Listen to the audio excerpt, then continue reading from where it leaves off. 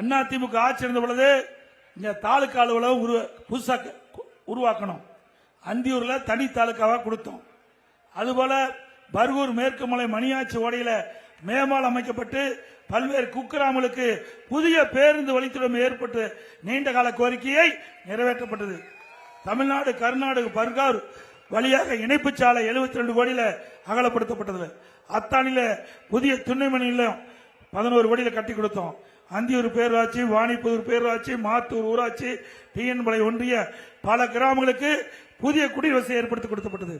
அந்தியூர் தொகுதியில் உள்ள பல்வேறு பகுதி மக்கள் 5000 பேருக்கு இலவச பட்டா கொடுக்கப்பட்டது.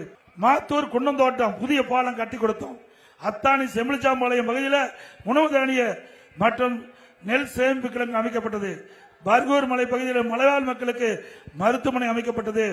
அத்தானி மற்றும் கூலூர் ஆரம்ப சுகாதாரம் மேம்படுத்தப்பட ஆரம்ப சுகாதாரம் 30 படுக்கை கொண்ட ஆரம்ப சுகாதாரம் தரம் உயர்த்தப்பட்டது.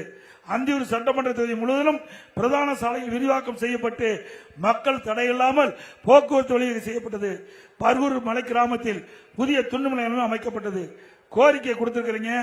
அந்தியூர் பகுதியில் உள்ள ஏரி குளங்களுக்கு நீர் இருப்ப நான் ஏற்கனவே சொன்னேன். மணியாட்சி திட்டத்தை கொண்டு வர வேண்டும் என்று கேட்டுக்கிறீங்க. நான் முதலமைச்சர் அந்த காலத்தில் அந்த திட்டம் டிபிஆர் விரிவான திட்ட அறிக்கை தயார் பண்ணுவதற்கு ஒரு அமௌண்ட் ஒதுக்கணும். இந்த ஆட்சியில் கிடப்பில் போட்டாங்க.